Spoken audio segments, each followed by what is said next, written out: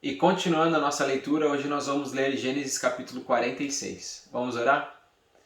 Deus, nós te agradecemos por este dia, te agradecemos pela tua palavra, porque nela nós podemos ver exemplos de homens e mulheres que viveram antes de nós e que tiveram seus erros, seus acertos, e com isso a gente pode observar e crescer espiritualmente.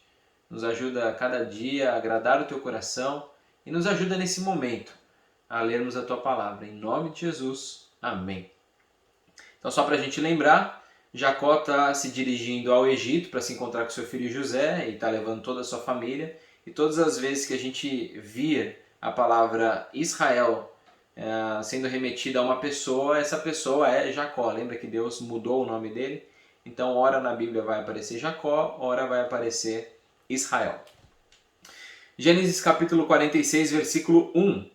Israel partiu com tudo o que lhe pertencia. Ao chegar a Berseba, ofereceu sacrifícios ao Deus de Isaque, seu pai. E Deus falou a Israel por meio de uma visão noturna. Jacó, Jacó. Eis-me aqui, respondeu ele. Eu sou Deus, o Deus de seu pai, disse ele. Não tenha medo de descer ao Egito, porque lá farei de você uma grande nação. Você não chega para uma pessoa que está super feliz, pulando, comemorando, você chega para ela e fala assim, não tenha medo. É meio incompatível aquilo que você está dizendo com aquilo que ela está passando. Se Deus chega para Jacó e fala assim, não tenha medo, provavelmente ele estava com medo. Por quê? Talvez por dois motivos. O primeiro motivo é porque a promessa da sua descendência é que a descendência ia ser desenvolvida na terra de Canaã. E o segundo motivo talvez seria porque ele escutou a história do vovô Abraão, do pai dele, Isaque, a respeito da ida ao Egito. Abraão, na época, e Isaac foram para o Egito sem a orientação de Deus, porque tinha tido fome naquele local onde eles estavam morando, e de repente eles vão para o Egito e lá eles fazem uma presepada, omitem uma informação muito importante, que as mulheres que estavam do lado deles eram as suas esposas, e isso acaba gerando um desconforto, também por causa disso. Eu mesmo descerei ao Egito com você e certamente o trarei de volta, e a mão de José fechará os seus olhos. Então Jacó partiu de Berseba. Os filhos de Israel levaram seu pai, Jacó, seus filhos e as suas mulheres nas carruagens que o faraó tinha enviado. Também levaram os seus rebanhos e os bens que tinham adquirido em Canaã. Assim Jacó foi para o Egito com toda a sua descendência. Levou consigo para o Egito seus filhos, seus netos, suas filhas e suas netas, isto é, todos os seus descendentes. Estes são os nomes dos israelitas, Jacó e seus descendentes que foram para o Egito. Vamos lá, um monte de nomes. Ruben, o filho mais velho de Jacó. Estes foram os filhos de Ruben, Enoque, Palo, Esrom e Carme. Estes foram os filhos de Simeão, Gemuel, Jamim, Oade, Jaquim, Zoar e Saul, filho de uma cananeia. Estes foram os filhos de Levi, Gerson, Coate e Merari. Estes foram os filhos de Judá, Onã, Selá, Pérez e Zerá. E Onã morreram na terra de Canaã. Estes foram os filhos de Pérez, Esrom e Amul. Estes foram os filhos de Sacar, Tolá, Puá, Jazube e Sinrom. Estes foram os filhos de Zebulon, Sered, Elon e Jaleel. Foram esses, os filhos que Lia deu a Jacó em Padarã, além de Diná, sua filha. Seus descendentes eram ao todo 33. Estes foram os filhos de Gade, Zefon, Ragi, Suni, Esbom, Eri, Arode e Areli. Estes foram os filhos de Aser, Imna, Isvá, Isvi e Berias. E a irmã deles, Sera. Estes foram os filhos de Berias, Eber e Malquiel. Foram esses os 16 descendentes que Zilpa, serva que Labão tinha dado a sua filha Lia, deu a Jacó. Estes foram os filhos de Raquel, mulher de Jacó, José e Benjamim.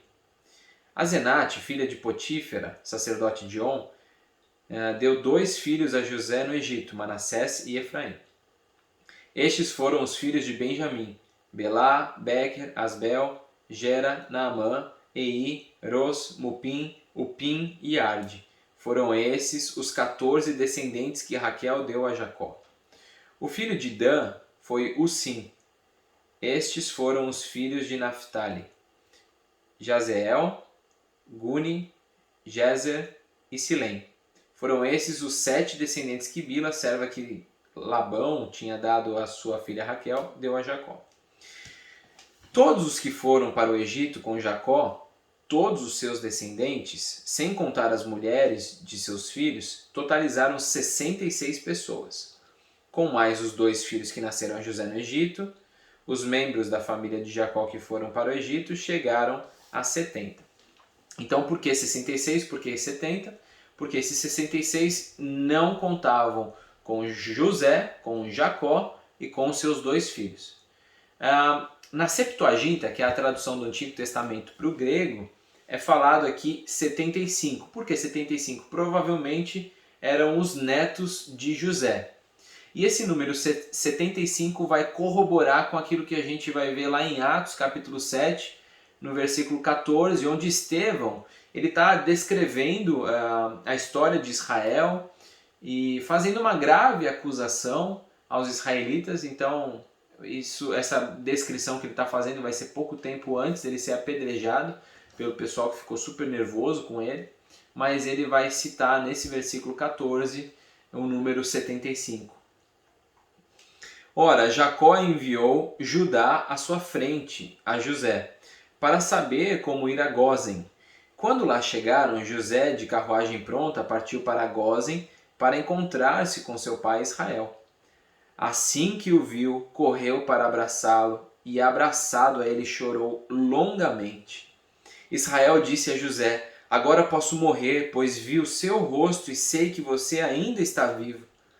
Então José disse aos seus irmãos e a toda a família de seu pai: Vou partir e informar ao faraó que os meus irmãos e toda a família do meu pai, que viviam em Canaã, vieram para cá. Direi que os homens são pastores, cuidam de rebanhos, e trouxeram consigo suas ovelhas, seus bois e tudo o que lhes pertence. Quando o faraó mandar chamá-los e perguntar: Em que vocês trabalham? Respondam-lhe assim: Teus servos criam rebanhos desde pequenos, como faziam os nossos antepassados. Assim lhes será permitido habitar na região de Gósen, pois todos os pastores são desprezados pelos egípcios. Então José já tinha mirado uma terra para levar a sua parentela para lá, para morarem lá, porque ele sabia que aquela terra era uma terra legal, e ele já bola uma estratégia para que eles pudessem ir e morar lá. Qual que era essa estratégia? Se eles falassem que eles cuidavam de animais, cuidavam de rebanhos, isso para os egípcios era motivo de desprezo, e aí eles poderiam viver onde ficavam os rebanhos, inclusive do faraó, que era a terra de Gósen.